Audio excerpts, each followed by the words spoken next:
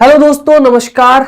एक बार फिर से आप सभी साथियों का स्वागत करते हैं आपके अपने परिवार कैरियरविल रेलवे एग्जाम्स यूट्यूब चैनल पर। आप सभी को पता है कि भाई एग्जाम पास में है और जो मैं पढ़ाने वाला हूं सभी एग्जाम के लिए इंपॉर्टेंट है, नो डाउट। लेकिन सबसे ज्यादा इंपॉर्टेंट जो है दोस्त, ये फिलहाल आपका रेलवे कांस्टेबल, रेलवे एसआई और एनटीपीसी के जो एग्जाम है उन सभी के लिए। आप किस किस एग्जाम की तैयारी कर रहे हैं सबसे पहले कमेंट सेक्शन में जरूर बताएं। मैं आप लोगों के लिए जो यहां पर स्टार्ट की है वो की है टॉप 1000 क्वेश्चंस। ये मैंने दोस्त रेलवे रत्न सीरीज के अंदर स्टार्ट किया।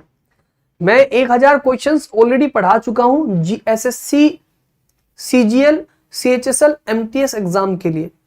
ऐसे 1000 क्वेश्चंस जो स्पेशल टीसीएस के द्वारा आरआरबी में, एनटीपीसी में, एएलपी में और आपके रेलवे में पूछे गए वो सारे क्वेश्चंस यहां पर रहने वाले हैं।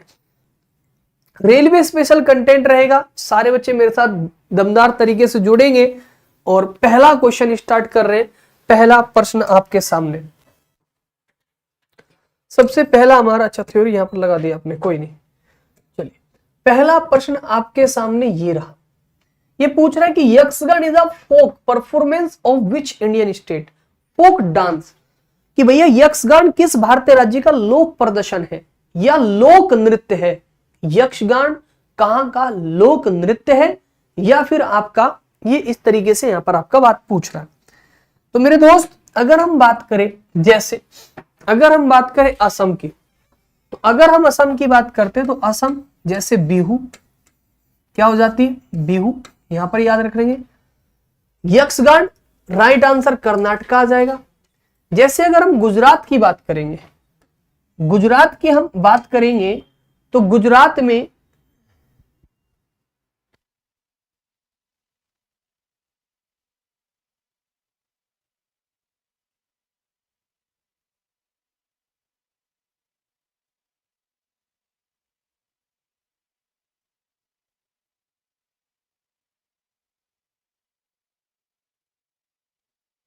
बात करें, जैसे गुजरात में गरबा याद रखिएगा। गुजरात का क्या याद रखेगा, गरबा याद रखेगा। ऐसे महाराष्ट्र का आपको क्या क्या याद रखना है, महाराष्ट्र का याद रखना है, ओके, हाँ। जैसे महाराष्ट्र का याद रखिएगा, लावणी याद रखिएगा। महाराष्ट्र का, महाराष्ट्र का क्या याद रखना है, लावणी याद रखना है। महाराष्ट्र का लावणी के बाद आपको याद रखना है लोजिम, याद रख लो, लोजिम याद रख लीजिए, तमाशा याद रख लीजिएगा। ये सब कहां के हैं दोस्त, ये महाराष्ट्र के हो गए। यानी फर्स्ट का राइट आंसर आपका यहां पर क्या आया, बी। देखो एक सेकंड में भी कर सकता था मैं, राइट आंसर बी, लेकिन मैंने कई सारी चीजें और आपको बता दी। गोंदल हो गया, लोजिम हो गया, तमाशा हो गया, लावणी हो गया, ये सब कहां के हो गए, महाराष्ट्र के। असम का बिहू हो गया, ठीक है, और गुजरात का गरबा हो गया, याद हो गया मेरे भाई, बहुत सुंदर। वेरी गुड इवनिंग सभी को भाई, जय श्री श्याम। दूसरा क्वेश्चन पूछ रहा है कि भारतीय शास्त्रीय नृत्य के रूप में जो कुचिपुड़ी, स्पेशली मैंने क्या बात करी, कुचिपुड़ी किस राज्य में विकसित हुआ। कुचिपुड़ी कहां पर विकसित हुआ। दूसरा क्या पूछ रहा है, कुचिपुड़ी। जैसे मैं आपको बताऊं, आपका केरला में, केरला में क्या याद रखेंगे, कथकली याद कर लेंगे, क्या याद कर लेंगे, कथकली याद कर लेंगे। नोट्स जरूर बनाते चलना, प्रैक्टिस के नोट्स बनाते चलना। उसके बाद आपके जैसे आंध्र प्रदेश, कुचिपुड़ी में आंध्र प्रदेश, यानी राइट आंसर यहां पर दोस्त क्या रहेगा, यानी सेकंड का अगर आपने बी किया है तो बिल्कुल सही उत्तर सेकंड का बी।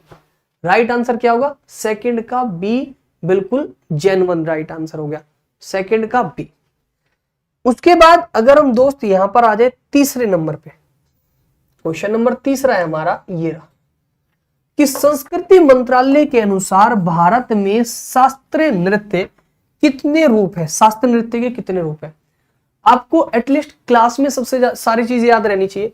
जैसे आपको याद रहना चाहिए भरत नाट्यम, क्या बोलेंगे सर, तमिलनाडु, भरतनाट्यम तमिलनाडु, कथकली, कथक कली केरला। मोहिनी अट्टम, कमेंट सेक्शन में आंसर करते रहना। मोहिनी अट्टम केरला। कथक उत्तर प्रदेश, ठीक है, कथक उत्तर प्रदेश। मणिपुरी, मणिपुर, मैंने इसका एक वो भी तो डायग्राम भी तो लगवाया था ना, वो कहाँ है? वो नहीं लगाया इसमें। अच्छा, सबसे ऊपर था ये रे। फटाफट याद करेंगे क्योंकि कम समय में ज्यादा चीजें। जैसे तमिलनाडु, भरतनाट्यम कहाँ का है? तमिलनाडु का। मैं स्टेट लिखता चलूंगा यहाँ पर, याद होते चलेगा। कथक कहाँ का है? कथक उत्तर प्रदेश का। कथकली कहाँ का है? केरला का। कुचिपुड़ी कहाँ का है? आंध्र प्रदेश का। ठीक है जी। सत्रिया कहाँ का है? असम का। सत्रिया कहाँ का है? असम का, ये आंध्र प्रदेश। ओडिसी कहाँ का है? उड़ीसा का जी। ठीक है जी। मोहिनी अट्टम केरला हो गया, और मणिपुरी जी मणिपुर का हो गया। तो कितने स्टेट है? 4 और 4 8। यानी क्या आंसर आना चाहिए आपका? प्रश्न संख्या 3 का राइट आंसर क्या आना चाहिए दोस्त? आपका डी इसका बिल्कुल सही जवाब होना चाहिए, 8। ठीक है। पुलिस बनने का सपना अगर है, अच्छा, ये बहुत बढ़िया प्रचार है आपका सर, बहुत बढ़िया। चिंटू जी, आपके कंटेंट में दम होना चाहिए। बच्चा बिल्कुल आप भागता है, ठीक है दोस्त, बिल्कुल आपकी तरफ बच्चा भागता है। यहां पर रात को अगर मेरे साथ ये 2000 के आसपास बच्चा पढ़ रहा है तो इन्हें कुछ मिल रहा है क्लास में, तभी ये मेरे साथ बैठा है। चलेगा, क्वेश्चन नंबर 4 नेक्स्ट क्वेश्चन है, ध्यान दीजिएगा। नेक्स्ट क्वेश्चन क्या है? किस दक्षिण भारतीय शास्त्रीय नृत्य का शाब्दिक अर्थ कहानी नाटक है?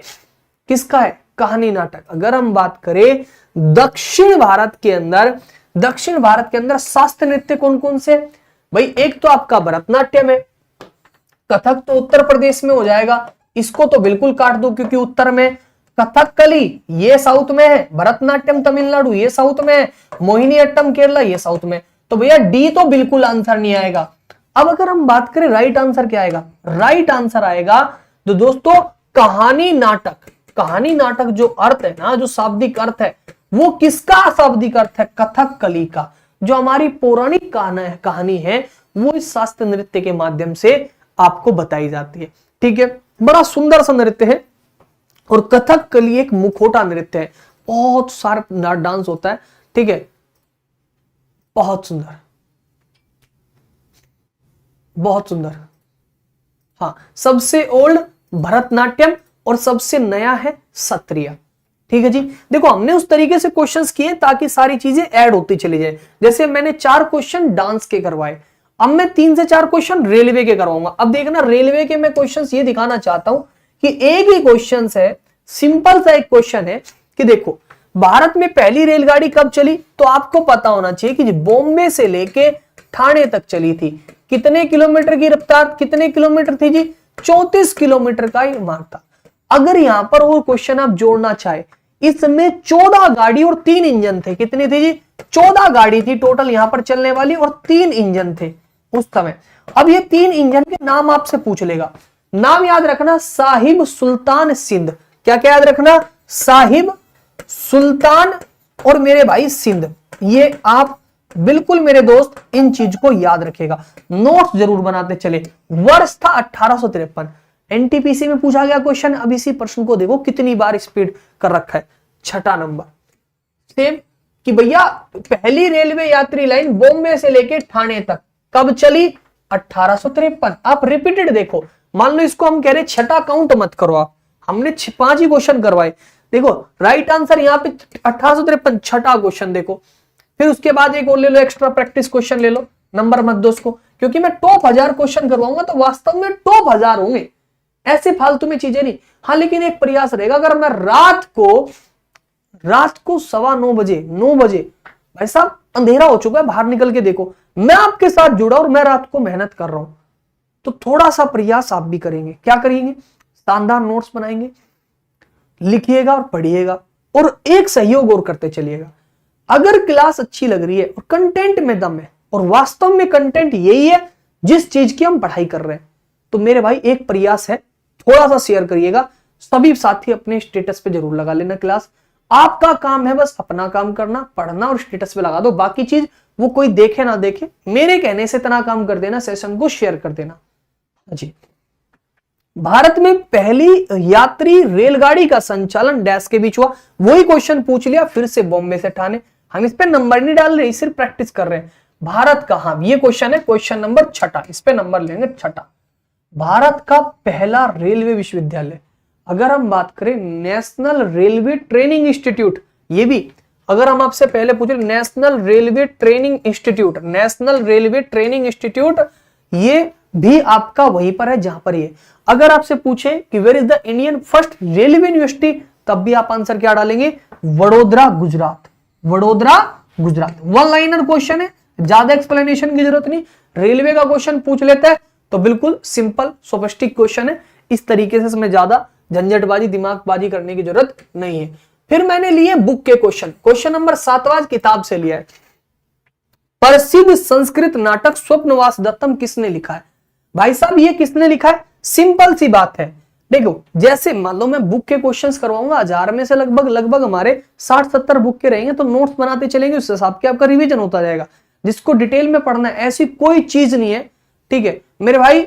आपको मैं बता रहा हूं रेलवे के लिए फाउंडेशन बैच तो कर रखा, अगर किसी बच्चे को ये कि मेरा पास में पेपर है तो उसके क्या करना है, वो यूट्यूब पर केवल इतना सर्च कर लेना, सिलेक्शन वाली सीरीज बाय शिवांश, उसके अंदर 30 टॉपिक करवा रखे हैं स्टैटिक जीके के। ये मत देखना कि वो मैंने एसएससी सीजीएल के लिए पढ़ा रखा है, बड़ा एग्जाम है, कोई बड़ा एग्जाम नहीं, वही कंटेंट आपका पेपर भी टीसीएस करवाएगा, ये भी वे 30 क्वेश्चन, वो 30 टॉपिक करके चले जाना, ये 1000 क्वेश्चन की प्रैक्टिस कर लेना, बल्ले बल्ले हो जाएगी इतनी चीज से।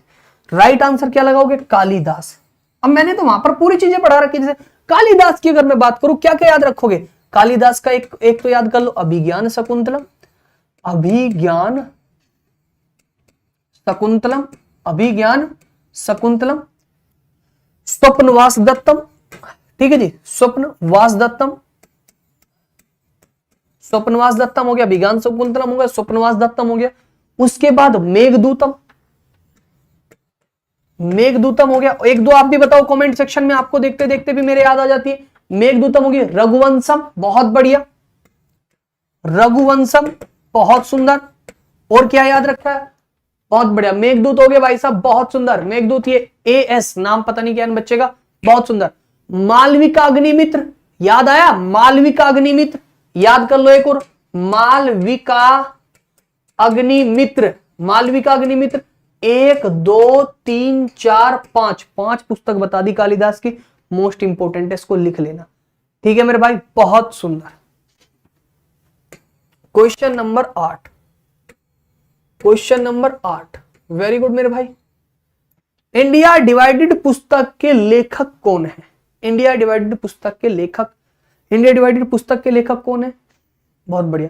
एसएससी सीजीएल में और हमने जीडी में जितना पढ़ा है, बच्चे खुश होकर बाद में बताते सर मजा आ गया। वही काम आप रेलवे वाले बच्चे करेंगे, जिस दिन एग्जाम हो जाएगा आप खुश होकर बताओगे सर मजा आ गया, ठीक है जी। इंडिया डिवाइडेड पुस्तक के लेखक कौन है?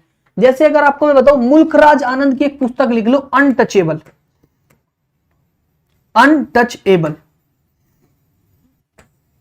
खुशवंत सिंह की एक पुस्तक लिख लो, ट्रेन टू पाकिस्तान, कितनी बार पूछी जाती है, train to Pakistan, train to Pakistan, ठीक है जी।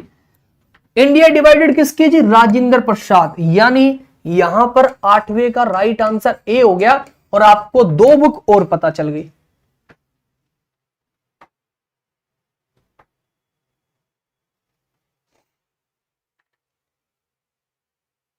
देखो ये बच्चा कह रहा है कि स्वप्नवास दत्तम किसकी है, एक बार दिखाना भाई, करना गूगल। मुझे इस बच्चे ने कंफ्यूज कर दिया कि भास की, ऐसे हमें गलत याद थोड़ी हो गया भाई।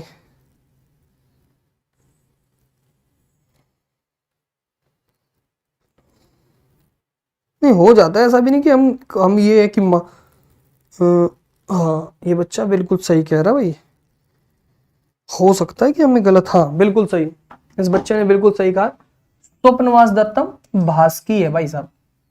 चलो कोई बात नहीं, एक आध क्वेश्चंस में हो जाती चीजें। स्वप्नवास दत्तम किसके दोस्त, हाँ भास की है। इसको सही कर लेना। क्वेश्चन नंबर 10 7 भास की है, बाकी कालिदास की ये याद कर लेना, ठीक है। हाँ, गीत जयदेव, एक और लिख लो, एक और जब दिमाग में आई गई आप यहां पर आगे, गीत गोविंद, गीत गोविंद जयदेव, गीत गोविंद। नागेंद्र बोहरा जी कह रहे भास की है सर, आपसे ही पढ़ा हूं। अच्छा, हमसे ही पढ़े हैं, बहुत बढ़िया भाई, धन्यवाद। कोई बात नहीं, इसको सही लिख लो, कोई बात नहीं भाई, वो चीजें हो जाती है। आ जाओ क्वेश्चन नंबर 9, क्वेश्चन नंबर 9 पे आ जाओ। वो is the author of early history of India. इन्हें एक और चीज कहते हैं, चलिएगा भाई आगे बढ़िएगा, बहुत बढ़िया, बहुत सुंदर।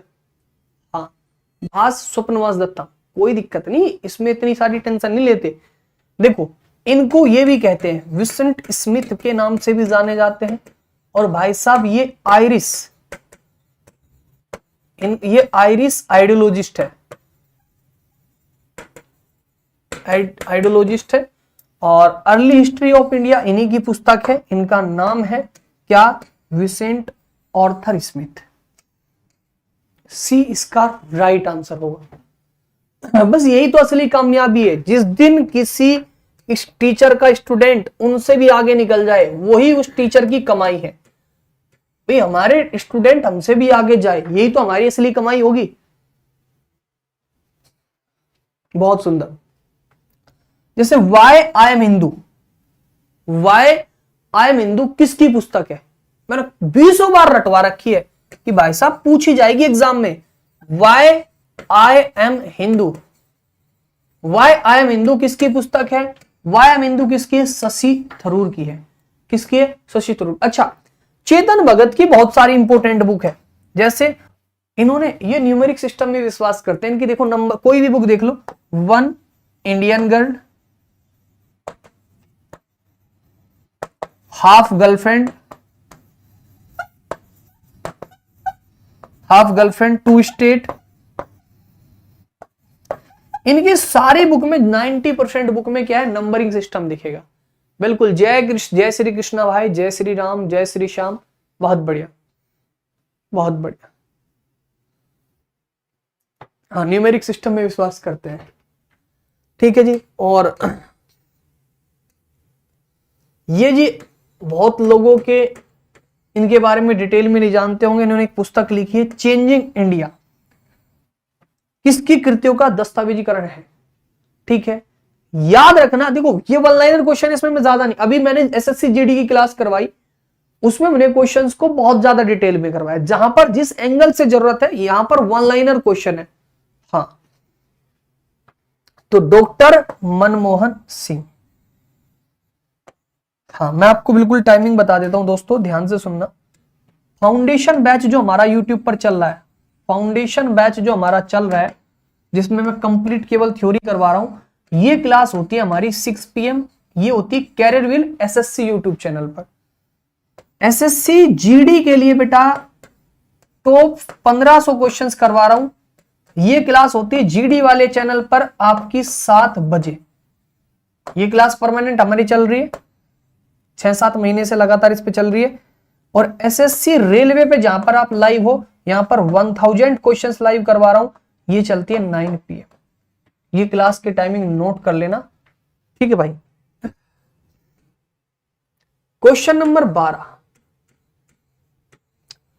अब देखो, ये बहुत प्यारा सा क्वेश्चन, ठीक है। सोनल मानसिंह किसके लिए प्रसिद्ध है?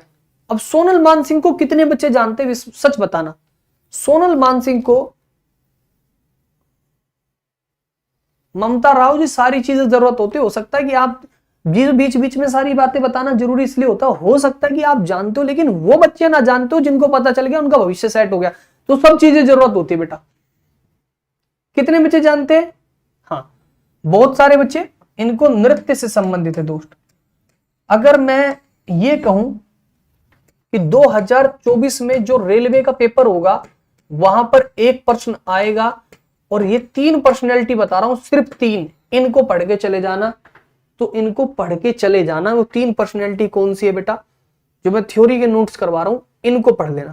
पहला है यामिनी कृष्णमूर्ति, यामिनी कृष्णमूर्ति की अगर हम बात करें, इनकी आत्मकथा है a passion for dance, Tamil Nadu राज्य से है और इनका जो शास्त्रीय नृत्य है भरतनाट्यम और कुचिपुड़ी। 3 अवार्ड मिले हैं इन्हें, पद्मश्री मिला है, पद्म भूषण मिला है, पद्म विभूषण मिला है, 3 अवार्ड मिले। उसके बाद सोनल मानसिंह, इनको पद्म भूषण मिला है, पद्म विभूषण मिला है। उसके बाद ये मोस्ट इंपोर्टेंट और रेलवे के लिए इंपोर्टेंट है कि पिछली बार सोनल मानसिंह पूछ रखा है, तो इस बार ये पूछा जा सकता है कि सबसे कम उम्र में पद्म विभूषण प्राप्त करने वाली डांसर कौन है, तो आंसर आएगा सोनल मानसिंह। दूसरा, कहां से थी जी, मुंबई महाराष्ट्र। उसके बाद किस किस डांस से थी, भरतनाट्यम और ओडिसी से। भरतनाट्यम, सोनल मानसिंह का संबंध कहां से है, हाँ, सोनल मानसिंह का संबंध कहां से, आपका भरतनाट्यम और ओडिसी से। और राज्यसभा में कला के क्षेत्र में ये 2018 में सांसद रह चुकी है।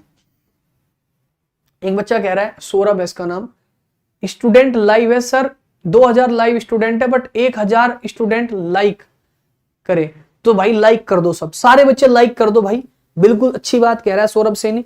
अब ये कहोगे सर बीच में लाइक के लिए मत बोला करो, तो आप ही बताओ, अगर सेशन लाइक नहीं होगा, इस पे व्यूज नहीं आएंगे, कल के दिन सीरीज रुक जाएगी, फिर फायदा क्या होगा।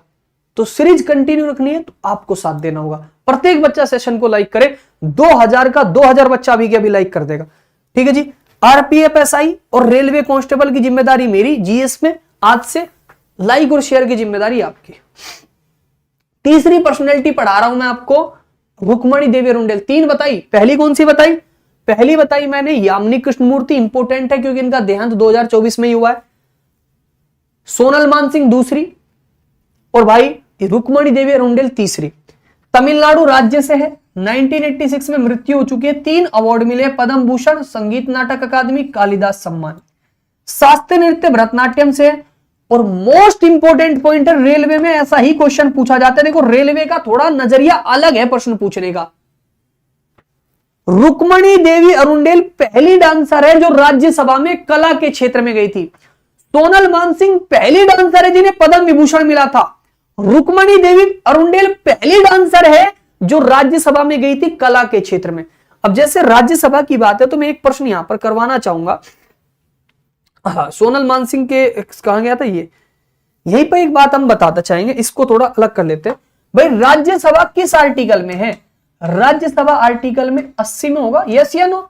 इसमें कितने मैक्सिमम मेंबर होते हैं, 250, मैक्सिमम 250 हो सकते हैं। 238 का होता है जी इलेक्शन, 238 का क्या होता है इलेक्शन। 12 का क्या होता है नॉमिनेशन, 12 का क्या होता है नॉमिनेशन। ये नॉमिनेशन करता कौन है, नामांकन कौन करता है, ये वाइस। देखो मैक्सिमम स्ट्रेंथ 250 है, वर्तमान में 245 हो सकते हैं। अगर आपसे पूछे कि मैक्सिमम स्ट्रेंथ कितनी है, अधिकतम संख्या, तो 250 आंसर करेंगे। 12 सदस्य कहां से होते हैं जी, कला में होते हैं, साहित्य में होते हैं, विज्ञान में होते हैं और समाज सेवा में। कला, साहित्य, विज्ञान और समाज सेवा। कौन करता है इन्हें नॉमिनेट, इन्हें करते हैं जी राष्ट्रपति। कौन करता है जी, राष्ट्रपति। ये हो गया। उसके बाद क्वेश्चन नंबर 13, बहुत बढ़िया क्वेश्चन नंबर 13, देखना कितना अच्छा है। भारत में राष्ट्रीय पंचायती राज दिवस कब मनाया जाता है, सारे बच्चे आंसर करेंगे। किस पार्ट में है पंचायत, आप बोलेंगे पार्ट 9 में है जी पंचायत। आर्टिकल कहां से कहां तक है, आर्टिकल बोलेंगे सर 243 से लेके 243 ओ तक। आप बोलोगे शेड्यूल कौन सा है जी, अनुसूची कौन सी है, शेड्यूल है जी 11वीं अनुसूची है। सब्जेक्ट कितने हैं जिसमें, इसमें सब्जेक्ट है जी 29 विषय है। पंचायती राज दिवस कब मनाया जाता है जी, 24 अप्रैल को। हम तो 24 अप्रैल बता के भी छोड़ सकते थे, लेकिन अपनी आदत ये नहीं है, चीजों को अच्छे तरीके से करवाना वरना नहीं करवाना। ठीक है मेरे भाई, करवाओ अच्छे तरीके से वरना मत करवाओ, ये कंसेप्ट होना चाहिए। आप पढ़ने में भी यही कंसेप्ट होना, या तो पढ़ो मत, या फिर पढ़ो तो अच्छे से पढ़ो, क्योंकि नाटक से कुछ नहीं होगा। दिलवाड़ा का जैन मंदिर, बहुत बढ़िया क्वेश्चन है। दिलवाड़ा का जैन मंदिर कहां पर है, राजस्थान में है जी, राजस्थान में है। राजस्थान में कहां पर है जी, माउंट आबू की पहाड़ी पर है, माउंट आबू की पहाड़ी पर है, माउंट आबू की पहाड़ी पर है। 2 भाइयों ने मिलकर बनवाया था, वास्तुपाल और तेजपाल। वास्तुपाल और तेजपाल, इसमें मंदिर वाली फाइल ऐड कर दी थी, मिली नहीं थी, कर दी थी, हाँ मेरे याद है, वास्तुपाल तेजपाल। हाँ, ये माउंट आबू पर स्थित है। अच्छा, मैं आपको पूरा माउंट आबू की पहाड़ी वाला वो दिखाऊंगा, मंदिर है ना इसमें। हाँ ये रहा दिलवाड़ा का जैन मंदिर। देखो जब मैं टेम्पल पढ़ाता तो ये वाले नोट्स होते हैं उस समय। दिलवाड़ा का जैन मंदिर राजस्थान के सिरोही जिले में माउंट आबू नगर में स्थित है। 11वीं से 13वीं शताब्दी के दौरान बनाया गया। दो भाइयों थे, कहां के थे? चालुक्य वंश के थे। कौन थे? वास्तुपाल तेजपाल। 1231 में निर्माण हुआ। मेरे भाई ये हमारे नोट्स होते हैं जब हम क्लास में फाउंडेशन बैच में चीजें पढ़ाए रहे होते हैं, जैसे मैंने उसी वहां पर भी पढ़ा रखा है जिस सीरीज की मैंने बात करी आपके सामने। ठीक है मेरे दोस्त, चलो मैं इसको दे भी देता हूं आपको, यहीं पर प्रोवाइड करवा देंगे, आपकी पीडीएफ में चला जाएगा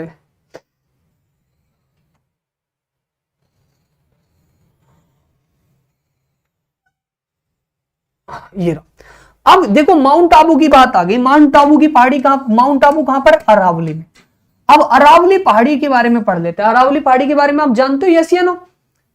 अरावली की पहाड़ी कहां से कहां तक है? आप बोलोगे सर ये दिल्ली से स्टार्ट होती है। कहां से स्टार्ट होती है? दिल्ली। दिल्ली के बाद कहां जाती है जी? हरियाणा। हरियाणा के बाद कहां जाती है जी? राजस्थान। राजस्थान के बाद कहां जाती है जी? गुजरात। इसकी लंबाई कितनी है? इसकी लंबाई कितनी? आप बोलोगे जी 800 किलोमीटर। आप बोलोगे जी 800 किलोमीटर। इसकी सबसे ऊंची चोटी कौन सी है? ये पूछा गया रेलवे में क्वेश्चन, सबसे ऊंची चोटी कौन सी है? तो आप बोलोगे जी सबसे ऊंची चोटी कौन सी है? सबसे ऊंची चोटी जी गुरु शिखर है। कौन सी है? गुरु शिखर इसकी सबसे ऊंची चोटी है। गुरु शिखर इसकी सबसे ऊंची चोटी है, गुरु शिखर। हाइट कितनी है जी? 1722 मीटर है। अब भाई साहब ये एक पॉइंट पूरा अरावली भी तैयार हो गया क्वेश्चन के माध्यम से। 15वां हमने यहां पे करवा दिया पूरी डिट। 15, बहुत बढ़िया। 15वां कोणार्क का मंदिर भी ऐड कर दिया था इसमें। कोणार्क मंदिर किस राज्य में है? कोणार्क का मंदिर कहां पर है जी?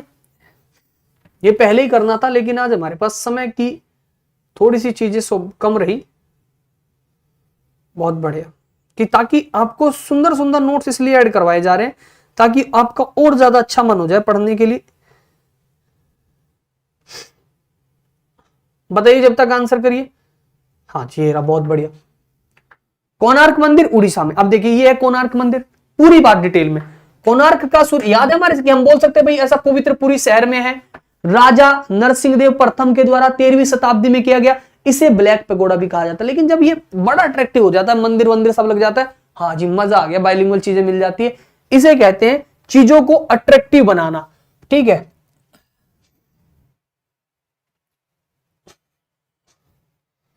चलो बहुत सुंदर, यहां हो गया आपका। नेक्स्ट क्वेश्चन, कल ये ऐड बिल्कुल साथ साथ में रहेंगे। उड़ीसा, इसे क्या कहते हैं जी? इसे ब्लैक पेगोडा के नाम से जानते हैं चीजों को, ब्लैक पेगोडा के नाम से। 16 नंबर का क्वेश्चन, बहुत सुंदर। चलो बाद में ऐड करवा देंगे, अभी बस ऐसे बता देंगे। वृद्धेश्वर मंदिर भारत के किस राज्य में? करिएगा भाई आगे, बहुत बढ़िया बहुत बढ़िया, करिएगा आगे आगे आंसर करिएगा, बहुत सुंदर। देखो कहां पर है ये जी? तमिलनाडु के तंजावर में पड़ता है। तमिलनाडु, तमिलनाडु के इस पढ़ा किसी ने मुझसे पहले मंदिर का टॉपिक पढ़ा है? किसने पढ़ा है सिलेक्शन वाली सीरीज में या फाउंडेशन बैच में? किसने मुझसे मंदिर पढ़ा है बताइएगा। किसने पढ़ा है कमेंट सेक्शन में यस करिएगा।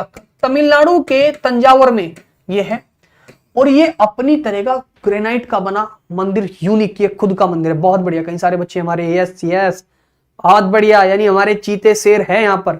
बहुत सुंदर, बहुत बढ़िया। हाँ भूल गए सर, पढ़े थे, नालायक, रिवीजन मत करना। बहुत सुंदर। अब ये प्रश्न मान लो आंसर दे दिए, अगर कल के दिन एग्जाम में आ गया वृद्धेश्वर मंदिर किस नदी के किनारे, तो आंसर बोलेंगे जी कावेरी नदी के किनारे। कावेरी नदी की लंबाई बताओ कितनी है? चलो 3-4 नदियों की लंबाई बताओ, फटाफट लिख लेना। गंगा की लंबाई बताओ कितनी बताओगे? 2525। गोदावरी की कितनी बताओगे? 1465। कृष्णा की कितनी बताओगे? 1400। यमुना की कितनी बताओगे? 1300 नहीं, यमुना की नहीं, कृष्णा होगी, उसके बाद ये होगी नर्मदा। नर्मदा की कितनी बताओगे? 1312। यमुना की कितनी बताओगे? 1376 या 1385? बहुत बढ़िया, बता रहे हो नहीं बता रहे हो? हाँ बहुत बढ़िया, सुंदर, वाह मेरे शेर वाह। गोदावरी होगी, कृष्णा, उसके बाद चलो कावेरी की बताओ। 805। महानदी की बताओ। 851। ये सब चीज किलोमीटर में है, कभी मीटर लगा दो। ठीक है मेरे भाई, वेरी गुड। अच्छा कहां कहां से जुड़े हैं सारे बच्चे? सारे हैं तो रेलवे वाली। आप लोग वो भी सीरीज देख लेना जो मैं उसके लिए करवा रहा हूं, जीडी वाली भाई। ठीक है, चलो बढ़िया क्वेश्चन 17 नंबर का। 2020 में धनराशि बदली है, 5 से 15 हो गया, इंपोर्टेंट है, याद रखना। अरे वाह, सफाई से जुड़े हैं, राजस्थान से जुड़े हैं भाई। एक भी दिन ऊपर वाले के आशीर्वाद से सब कुछ ठीक ठाक रहा, एक भी दिन ऑफ नहीं करूंगा सिवाय जिस दिन ऑफिशियली ऑफ होगा उसके अलावा। हाँ एक दिन ऑफ जरूर रहेगा मेरा, 12 नवंबर को। 12 नवंबर को क्योंकि हमारे श्याम बाबा का बर्थडे, तो राजस्थान जाना बनता है उस दिन, बाबा का बर्थडे, तो वहीं पर सेलिब्रेट करेंगे खाटू श्याम में। उस दिन के अलावा कोई ऑफ नहीं रहेगा मेरा। इस सीरीज में लगातार चलेगी, रात को 9 बजे क्लास होगी। ठीक है, चलेगा। अर्जुन पुरस्कार खेल के क्षेत्र में दिया जाता है, ठीक है जी, और यह दिया जाता है खेल मंत्रालय के द्वारा। खेल मंत्रालय के द्वारा दिया जाता है। और दोस्त इसमें धनराशि दी जाती है 15 लाख रुपए। ठीक है जी, राइट आंसर, बहुत सुंदर। 18, बहुत बढ़िया। रेमन मैग्स से पुरस्कार प्राप्त करने वालों में से एक कौन है? आंसर तो हो गया अरविंद केजरीवाल, लेकिन रेमन मैग्स से अवार्ड खत्म नहीं हुआ, यहीं से स्टार्ट होता है असली। कब दिया जाता है रेमन मैग्स से अवार्ड? देखना तुम ध्यान से, रेमन मैग्स से अवार्ड। ठीक है, रेमन मैग्स से अवार्ड। रेमन मैग्स से अवार्ड की अगर हम बात करें, स्थापना कब हुई? स्थापना कौन बच्चा बताएगा? फटाफट कमेंट सेक्शन में देखता हूं कितने बच्चे बताएंगे, फटाफट। स्थापना कब हुई? वेरी गुड, चित्रसेन निषाद ने बताया 1957। बिल्कुल सही बात बच्चे। ये दिया जाता है हमेशा, प्रोवाइड कब किया जाता है? 31 अगस्त को। इसका नाम किस पे रखा गया? फिलीपींस के पूर्व राष्ट्रपति के नाम पर। फिलीपींस के पूर्व राष्ट्रपति, फिलीपींस के पूर्व राष्ट्रपति के नाम पर इसका नाम रखा गया, रेमन मैग्स से। उसके बाद मेरे भाई याद रखना, इसे इंपोर्टेंट इतना है, इसे एशिया का नोबेल प्राइज कहा जाता है। क्या कहा जाता है इसे? एशिया का नोबेल प्राइज कहते हैं। एशिया का नोबेल प्राइज कहते हैं इसे, एशिया का नोबेल प्राइज कहा जाता है, एशिया का नोबेल पुरस्कार। कल मैं इसमें ऐड कर दूंगा, हर उसके नीचे बिल्कुल प्रिंटेड नोट्स भी ऐड हो जाएंगे, हर उसके नीचे जो मेरे फाउंडेशन के नोट होते हैं वो भी ऐड होते चले जाएंगे। ठीक है, कल से। ये क्वेश्चन नंबर था 18। 19 पे आ जाते हैं, बहुत बढ़िया। जब हम अवार्ड पढ़ाते हैं तो सबसे पहला अवार्ड मैं पढ़ाता हूं नोबेल प्राइज, और फिर दूसरा पढ़ाता हूं रेमन मैग्स से। तो मैं याद करवाता हूं कि भैया नोबेल प्राइज कब दिया जाता है? 10 दिसंबर को। और रेमन मैग्स से कब दिया जाता है? 31 अगस्त को। तो मैं तो क्लास में याद करवा देता हूं। अब जैसे ये पूछा गया किसे नहीं दिया गया, आंख बंद करके कह दो गांधी जी को नहीं दिया गया, आंसर तो हो गया। लेकिन असली स्टार्ट हुआ गेम अब। नोबेल पुरस्कार किसकी बात करेंगे? नोबेल पुरस्कार। नोबेल पुरस्कार, इसकी स्थापना कब हुई दोस्त? इसकी स्थापना हुई 1901 में। कब हुई स्थापना? 1901 में। कितने फील्ड में दिया जाता? 6 फील्ड में। फिजिक्स में, केमिस्ट्री में, मेडिसिन में, पीस में, लिटरेचर में, इकोनॉमिक्स में, इन सब में दिया जाता है 1901 से। इसमें दिया गया पहली बार, स्थापना हुई 1967 में स्थापना हुई, और दोस्त पहली बार दिया गया 1969 में। ये बात समझ में आ गई? पहली बार दिया गया 1969 में, केवल इकोनॉमिक्स के फील्ड में। अच्छा, भारत में पहला नोबेल प्राइज कब आया? भारत में पहला नोबेल प्राइज कब आया? पहला नोबेल प्राइज कब आया? नोबेल पुरस्कार कब आया? तो आप बोलोगे सर 1913 में आया। कौन लेके आया बताओ? कौन लेके आया? आप बोलोगे सर रविंद्रनाथ टैगोर लेके आया। रविंद्रनाथ टैगोर लेके आया, और ये साहित्य में लेके आया। अब होमवर्क नंबर 1 दे रहा हूं, देखूंगा कितने बच्चे करेंगे। होमवर्क नंबर 1 क्या है जी? होमवर्क नंबर 1, दूसरा नोबेल प्राइज कब आया? सेकंड नोबेल प्राइज कब आया? सेकंड कब आया? क्लास के बीच में भी तो आप बहुत सारी कमेंट करते हो ना, ये मत करो, लाइक मत बोलो, तो वहां पर अपना पूरा ज्ञान दिखाना आंसर करने में। हर एक बच्चा, जितने बच्चे होमवर्क करेंगे, याद रखना सिलेक्शन उन्हीं का होगा। ये कोई मैं वो नहीं कह रहा, सीरियसनेस दिखाता है। सारे के सारे बच्चे आंसर करेंगे होमवर्क में जितने मैं पूछूंगा, यस या नो। बिल्कुल शानदार, जबरदस्त तरीके से चीजें चलनी चाहिए, बहुत शानदार। ये भाई साहब टॉप 1000 क्वेश्चन, अगर आज आप पहली बार देख रहे हो, 19वां क्वेश्चन पे हो, यहीं पे छोड़ दो। या तो ये पूरे 1000 क्वेश्चन करना, यहीं पे छोड़ दो। क्योंकि मुद्दा ये नहीं कि आप कितना धीरे चल रहे हो, मुद्दा ये है कि लास्ट तक चले या नहीं चले। 4, 5, 10 क्वेश्चन पढ़ने से कुछ नहीं होगा, पूरे 1000 पढ़ोगे तो कुछ ना कुछ होगा, मेरा वादा है। तो कसम खा लेना कि ये रेलवे का जो भर्ती का मौका मिला, इस बार आपकी भर्ती है, याद रखना, इसको फतेह करना है। सरकारी नौकरी लेना है ना, तभी तो रात को जग रहे हो, वरना कुछ लोग कंबल में बैठ के रील देख रहे हैं, कुछ कह रहे हो मेरे बाबू ने खाना खाया, बाबू ने 4 बर्गर खा रखे हैं, बाबू ने, ना बाबू मैं नहीं खाया। कुछ उसमें लगे पड़े हैं, कुछ और चक्कर में लग रहे हैं। तो भाई साहब सरकारी नौकरी लेके भविष्य सेट करना है, तो ये कुछ दिन की मेहनत लगातार करनी पड़ेगी। क्लियर? हर दिन 9 बजे करियरविल रेलवे एग्जाम यूट्यूब चैनल पर लाइव। ठीक है भाई, आ जाओ आगे। 20, अजंता की गुफा की पेंटिंग क्या दर्शाती है? अजंता की गुफा की पेंटिंग क्या दर्शाती है? जातक की कथा है। ठीक है, जातक की कथा है। जातक की कथा क्या होती है पता है? ये कहते हैं कि गौतम बुद्ध है ना, जो गौतम बुद्ध है, जैसे क्या होता है, जब भी कोई चीज होती है तो फिर उसकी, जैसे मोदी जी भी कह रहे हैं कि भाई मैं नॉर्मल जन्म थोड़ी हूं, मेरा बायोलॉजिकल बर्थ थोड़ी, मेरा तो अवतार है। ऐसे ही गौतम बुद्ध के जो पूर्व जन्म है, उनकी भी कहानी बनाई गई कि गौतम बुद्ध जी का ये कोई पहला जन्म नहीं है, इससे पहले भी इनके जन्म हुए, पूर्व जन्मों की कहानी बनाई गई। वो सच है झूठ, इसमें तो हम फैसला नहीं करेंगे, वो तो परमात्मा जाने जी। गौतम बुद्ध के पूर्व जन्मों की कहानी को क्या कहते हैं? जातक की कथा है। बस याद रखना, ये अजंता की गुफा। राइट आंसर क्या होगा जी? बहुत बढ़िया।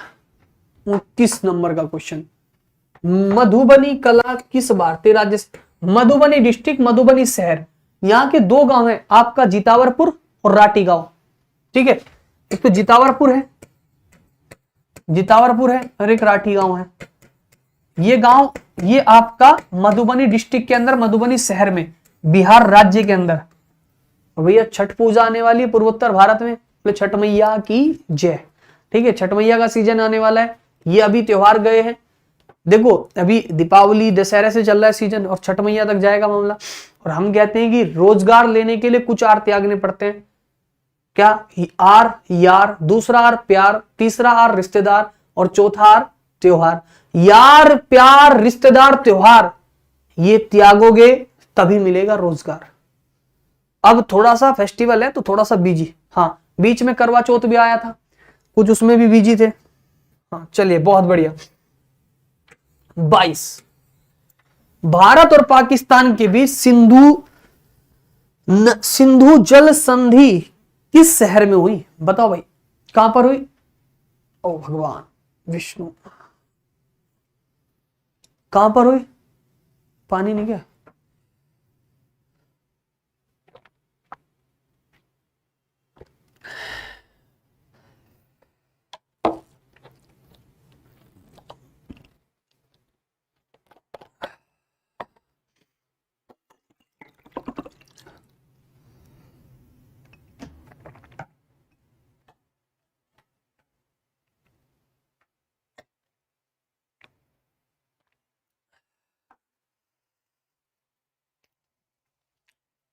लाहौर लगा दूं? गलत। आंसर क्या आएगा? बताओ, लाहौर किसका है?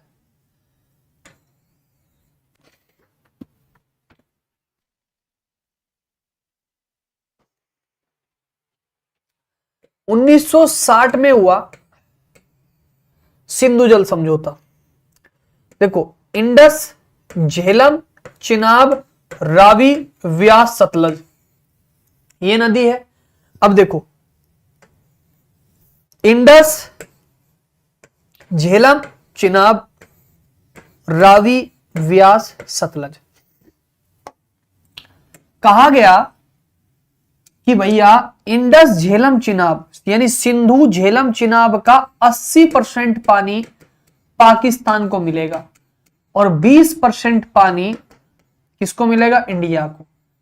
और साथ ही जो 3 नदी बची इसका 80% पानी इंडिया को मिलेगा और 20% पानी पाकिस्तान को मिलेगा।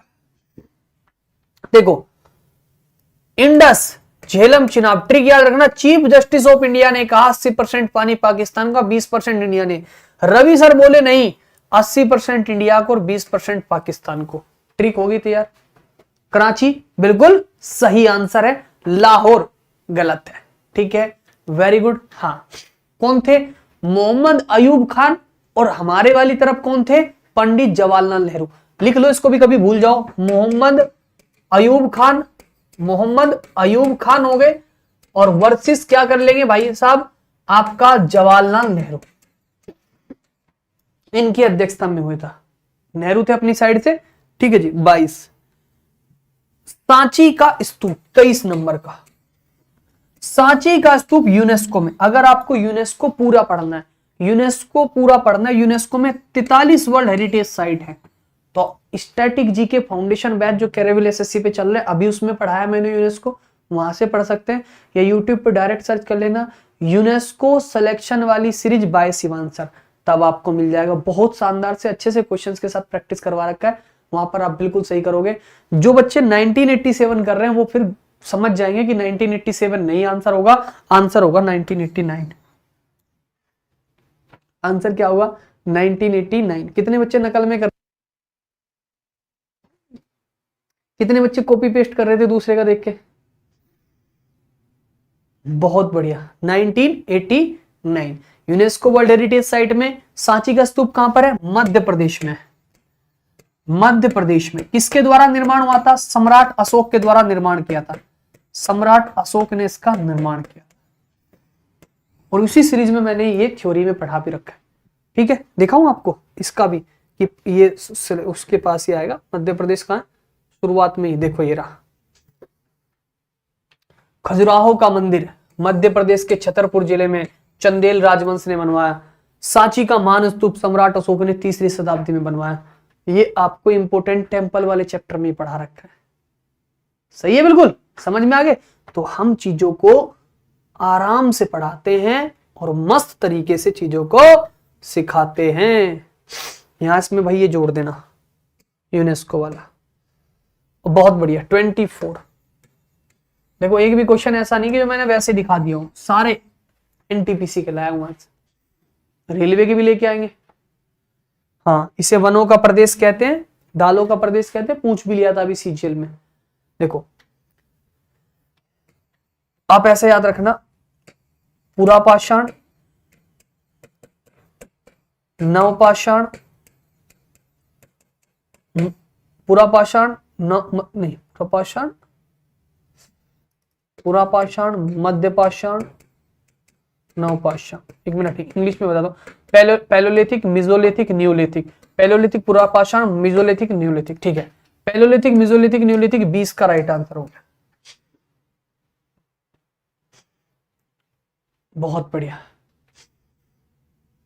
ठीक है जी। 25 सिंधु घाटी सभ्यता का किस शहर को मृतकों का टीला कहा जाता है? बिल्कुल आसान सा है ये भाई साहब, मोहनजोदड़ो। ये स्पेशली कहां पड़ता है, पाकिस्तान के सिंध प्रांत में पड़ता है। यस या नो? ये पाकिस्तान में पड़ता है वर्तमान में, पाकिस्तान के सिंध प्रांत में, आपका सिंध प्रांत में ये स्थित है।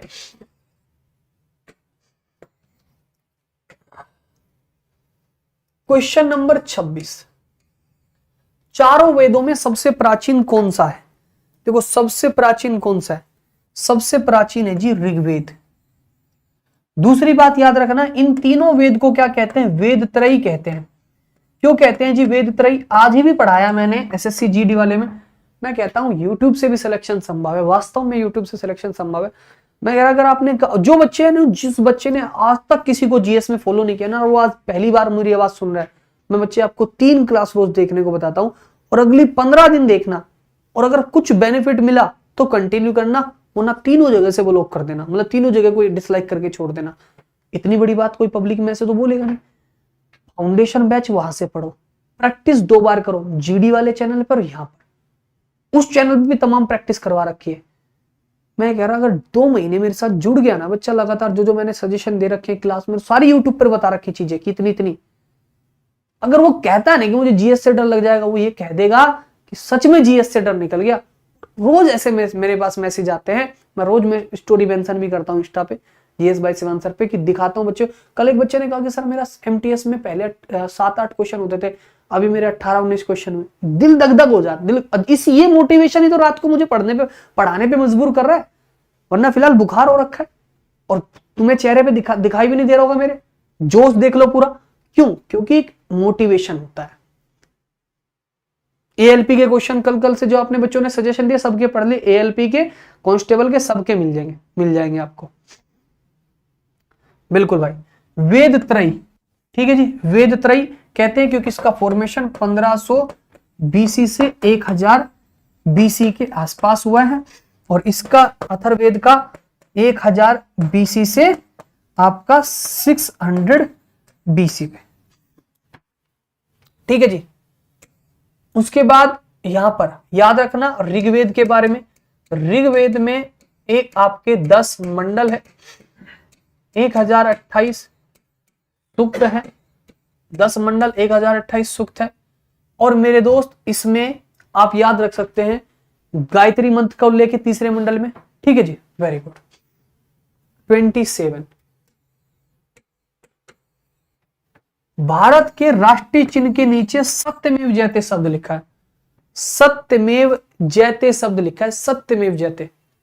हाँ, जैसे किसी का कोई सजेशन है लिख सकता है वो, अगर यहाँ पे ना लिखना चाहे, कुछ पर्सनल सजेशन देना है तो आप GS bye Shivansh sir Instagram पे दे सकते हैं। बिल्कुल आपका वेलकम है हर जगह हर तरीके से, बस पढ़ो, नोट्स जरूर बनाना, मेरा एक रिक्वेस्ट है आपसे, ठीक है। देखो सत्यमेव जयते कहां से लिया? सत्यमेव जयते लिया गया है मुंडकोपनिषद से। कहां से लिया? मुंडकोपनिषद से। कहां से लिया गया? मुंडकोपनिषद से। कुल उपनिषद कितने? उपनिषद टोटल कितने हैं दोस्त? उपनिषद टोटल है 108 उपनिषद है, ठीक है। ये रहा।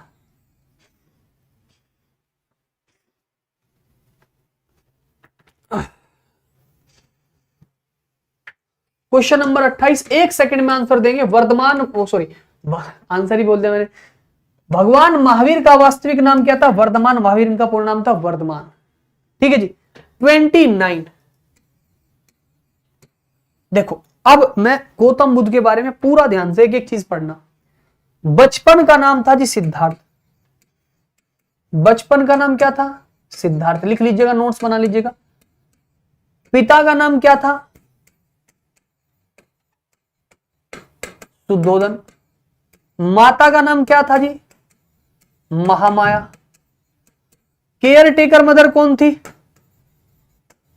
क्योंकि इनकी मृत्यु हो गई थी पैदा करते ही बच्चे को, तो वो थी प्रजापति गौतमी। प्रजापति गौतमी। गृह त्याग इन्होंने कब किया? गृह त्याग इन्होंने किया था 29 वर्ष की आयु में। पूरी कहानी सुना देता हूं, 2 मिनट में पूरा याद ही हो जाएगा। सिद्धार्थ नाम का व्यक्ति था जिनका बचपन का नाम सिद्धार्थ था। हुआ क्या था, जब इनकी माता प्रेग्नेंट थी, जब महात्मा गौतम बुद्ध की जो माता थी प्रेग्नेंट थी, तो उन्हें एक सपना है। जब उन्हें स्वप्न दिखा, जो सपना दिखा, तो उन्होंने अपने पति यानी सिद्धोदन को ये बात बताई कि मुझे दिखा है कि हमारे घर में एक सफेद हाथी आया और वहीं पर बैठ गया। तो उन्होंने आसपास के पुरोहित बुलाए। पुरोहित बुलाने पर जो उन्होंने कहा कि देखो इसका मतलब बहुत अच्छा है, इसका मतलब है कि आपके घर में एक पुत्र की प्राप्ति होगी। लेकिन कुछ पुरोहित बोले कि इसका एक मतलब और है कि जो आपका बेटा होगा या तो ये बहुत बड़ा राजा बनेगा या ये बहुत बड़ा संत बनेगा। मैंने एक गाना नहीं है, मैंने मम्मी को ऐसे बोल दिया, मैंने कहा कुछ नहीं हुआ तो मम्मी मैं संत बन जाऊंगा। मम्मी बोली आज के बाद ये बात मत बोलना, तुम्हारे मम्मी पापा ये बर्दाश्त नहीं कर सकते कि आप संत बन जाओ। वैसे कहेंगे वो कि मोहमाया से दूर रहो, और तुम उन्हें कह के देखना कि संत बनना चाहते हैं, ये कहेंगे ना बेटा संत नहीं बनना। वही शुद्धोदन ने किया। उन्होंने अपने बेटे को संत ना बनने देने के कारण कि संत नहीं बनने दूंगा, कम आयु में शादी कर दी। और जब शादी कर दी तो फिर बच्चे भी हो गए। हमेशा उनके पास कन्याएं रही, हमेशा उनके पास भौतिकवादी वस्तुएं रही, लेकिन वो एक बार बाहर चले गए समाज में घूमने, तो उन्होंने देखा एक बूढ़ा, सबसे पहले उन्होंने क्या देखा, एक बूढ़ा व्यक्ति। उन्हें आज से पहले पता चला था कि बस पिता ही बूढ़े हैं, मैं तो कभी बूढ़ा ही नहीं हूंगा। सबसे पहले उन्होंने क्या देखा था, बीमार व्यक्ति देखा था, फिर देखा बूढ़ा व्यक्ति, फिर देखा मृत शरीर, डेड बॉडी, और फिर देखा सन्यासी। जो इन्होंने सन्यासी देखा, सन्यासी के चेहरे पे इन्होंने तेज देखा, और फिर इन्होंने घर छोड़ने की बात ले ली। जो ग्रह त्याग हुआ वो 29 वर्ष की आयु में हुआ। 29 वर्ष की आयु में ग्रह त्याग हुआ। इस ग्रह त्याग को क्या बोलते हैं, महाभिनिष्क्रमण। महाभिनिष्क्रमण क्या बोलते हैं, महाभिनिष्क्रमण। और मेरे भाई इन्होंने 6 वर्ष तपस्या की, 6 वर्ष के बाद इन्हें निर्वाण प्राप्त हुआ। निर्वाण कहां पे प्राप्त हुआ, इन्हें निर्वाण प्राप्त हुआ बोध गया में। यहां से मोटिवेशन देखो, कुछ बच्चे 2-3 साल की तैयारी में हार जाते हैं। एक आम व्यक्ति को भगवान बनने में भी 6 साल का कष्ट लगा भाई साहब, 6 साल त्याग करने पड़े। इतिहास से सीखने को मिलता है, सिद्धार्थ को गौतम बुद्ध बनने में 6 साल की खड़ी तपस्या लगी। और तुम चाहते हो 6 महीने में नौकरी लेना, लग सकती है अगर आपका बेस अच्छा नहीं लगी तो हिम्मत नहीं हारना, 2-3 साल तक भी लगेगी अगर आपने मेहनत कर रखी है। फिर उसके बाद पहला ज्ञान इन्होंने कहां दिया, पहला उपदेश कहां पर दिया, पहला उपदेश दोस्त इन्होंने दिया सारनाथ में। पहला उपदेश कहां पर दिया, सारनाथ में। सबसे ज्यादा उपदेश कहां पर दिए, लिखते रहा करो जो मैं बोलता रहता हूं, श्रावस्ती में सबसे ज्यादा उपदेश दिए, और अंतिम उपदेश दिया कुशीनगर में। क्वेश्चन क्या पूछा है कि निम्नलिखित में से किस स्थान पर गौतम बुद्ध को ज्ञान की प्राप्ति हुई। ज्ञान की प्राप्ति कहां हुई थी, बोध गया में। सारनाथ में क्या किया था, पहला उपदेश दिया था। यहां पर बोध गया में मंदिर बना हुआ है, सारनाथ में, ठीक है, सारनाथ में एक स्तूप बना है, धार्मिक स्तूप, पूछ लेता है एग्जामिनर। 29-30 बोधिसत्व क्या था, बोधिसत्व एक कंसेप्ट था। ये क्वेश्चन 2019 में आईएएस में पूछा गया था बोधिसत्व का। 19 में 17, 18, 19 में से किसी साल में आईएएस में पूछा गया है, मुझे सन याद नहीं, बट कंसेप्ट पूरा यही पूछा गया, बोधिसत्व क्या है। बोधिसत्व यह है कि जो बौद्ध धर्म है ना, बाद में उनकी परिवर्तन हुआ है। बौद्ध धर्म दो धाराओं में बट गया है, हीनयान और महायान।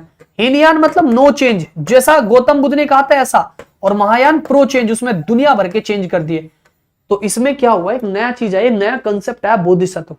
एक आदमी आएगा और ये आप सबको निर्वाण प्राप्त करेगा, निर्वाण प्राप्त करवाएगा, और उसके बाद इसको निर्वाण प्राप्त मिलेगा। यानी आपको कुछ नहीं करना, मौज मस्ती काटनी है, और ये अपने आप आपको निर्वाण प्राप्त कर देगा। ये महायान बौद्ध धर्म के अंदर आया था, ये कंसेप्ट था। सी आंसर होगा। 31 कैबिनेट मिशन किस वर्ष भारत आया, भाई कैबिनेट मिशन आया था 1946 में, और उसने संविधान सभा का निर्माण किया जिसमें 389 मेंबर थे, 296 और 93 इस तरीके से बटे हुए थे। सी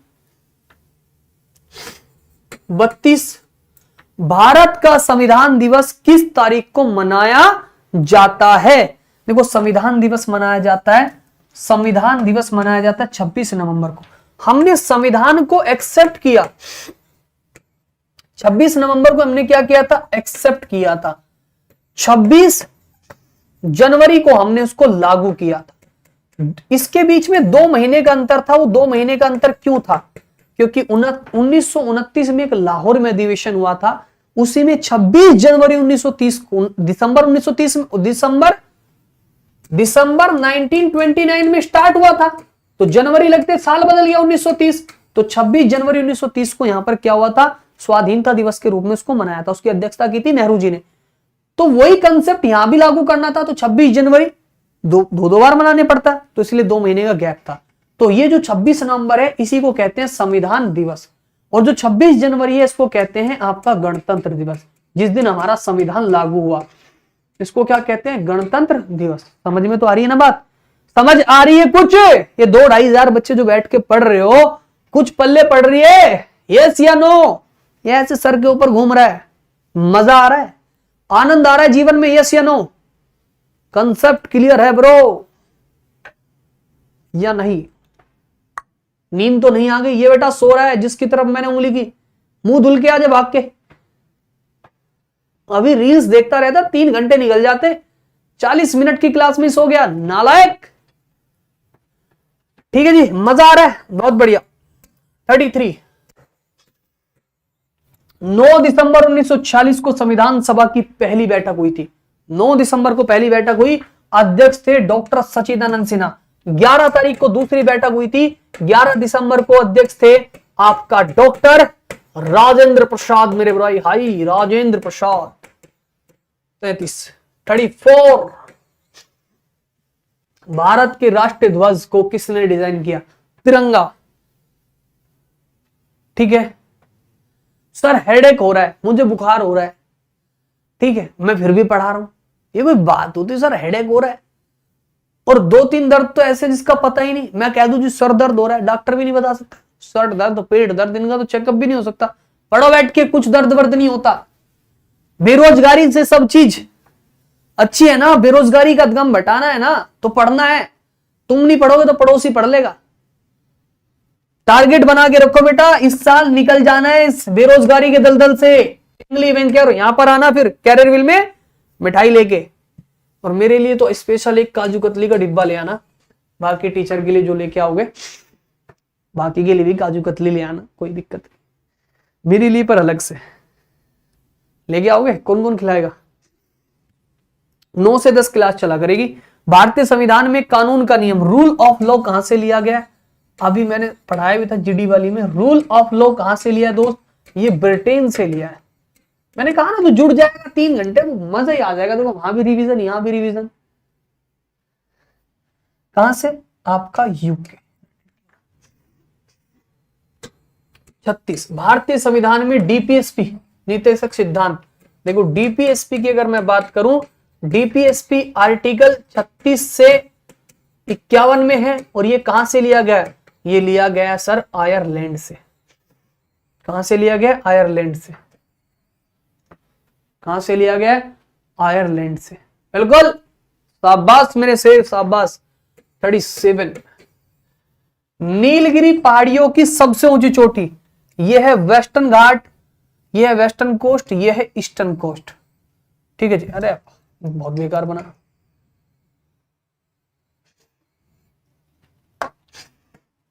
यह है वेस्टर्न घाट और यह है ईस्टर्न घाट, ये बीच बीच में से टूटा है। ये जहां पर दोनों मिलते हैं उस चीज को, उसको कहते हैं नोट, एक गांठ। और इस गांठ की मतलब इस माउंटेन रेंज की सबसे ऊंची चोटी, इसको कहते हैं नीलगिरी। और नीलगिरी की सबसे ऊंची चोटी होती है जी डोढ़ा बेटा। कितनी होती है? डोढ़ा बेटा। डोढ़ा बेटा की हाइट होती है 2637 मीटर। और इसी के ऊपर होती है अन्नामलाई। अन्नामलाई की सबसे ऊंची चोटी है अन्नाई मुड़ी। अन्नामलाई की सबसे ऊंची चोटी है अन्नाई मुड़ी, और अन्नाई मुड़ी की हाइट है 2695 मीटर। तो अगर पूछे दक्षिण भारत की सबसे ऊंची चोटी तो 2695। नीलगिरी की सबसे ऊंची चोटी डोढ़ा बेटा 2637 मीटर। ठीक है जी। 38, दक्षिण अमेरिका का सबसे बड़ा देश कौन सा है? होमवर्क नंबर 1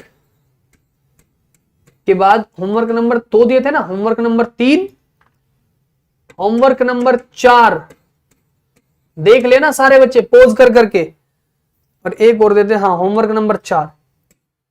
आज के लिए मेरे भाई इतना ही आप लोगों के लिए है, ठीक है। बाकी कल शाम 6 बजे आप लोगों को मिलूंगा मैं कैरियरविल एसएससी यूट्यूब चैनल पर।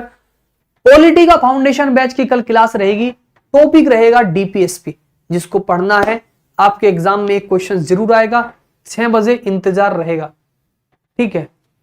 ओके, हाँ दूसरा, कुछ बच्चे सोच रहे कि मैं, कुछ बच्चे हमारे ये सोच रहे कि मैं कैरियरविल पे आज पहली बार ही पढ़ा रहा हूं। बेटा ये हमारा दूसरा चैनल है कैरियरविल एसएससी, मैं इस पे पढ़ाता हूं। अगर आप यहाँ पे जाओगे पॉपुलर वीडियो में तो आपको दिख जाएगी। 6 महीने पहले भी मेरी स्टैटिक जीके की टॉप को किला, मतलब सबसे पॉपुलर वीडियो है। 4 लाख बच्चों ने पॉलिटी की मैराथन देख रखी है। तो मैं आज पहली बार नहीं पढ़ा रहा हूँ, मैं काफी टाइम से पढ़ा रहा हूँ, ठीक है। इस चैनल पे मैं पहली बार पढ़ा रहा हूँ। हमारे 4 चैनल है, 4-5। अब हमारी आज एडटेक की कंपनी में सबसे बड़ी एप्लीकेशन है। दिल्ली पुलिस में आज सबसे ज्यादा बच्चा कैरियर पढ़ा रहा है। तो आप सभी के साथ दिन रात मेहनत कर रहे हैं। सुबह 11 बजे से हमारी क्लास स्टार्ट हो जाती है और रात के बज चुके हैं 10। तो 11 घंटे मेहनत कर ली हमने। अब हम जाके कुछ खाएंगे पिएंगे, फिर आपके साथ कल से फिर उसी रफ्तार एनर्जी के साथ मेहनत करेंगे। तो मेरे दोस्त, आप सभी को दिल से बहुत बहुत धन्यवाद। सभी को राम राम, जय श्री श्याम। कैसी लगी क्लास कमेंट सेक्शन में जरूर बताइएगा। और सारे बच्चे मेरे भाई कमेंट सेक्शन में जरूर बताना कैसी लगी क्लास। और सारे बच्चे जो है सेशन को लाइक सब्सक्राइब जरूर कर देना। राम राम, जय श्री श्याम। एंड करिएगा भाई।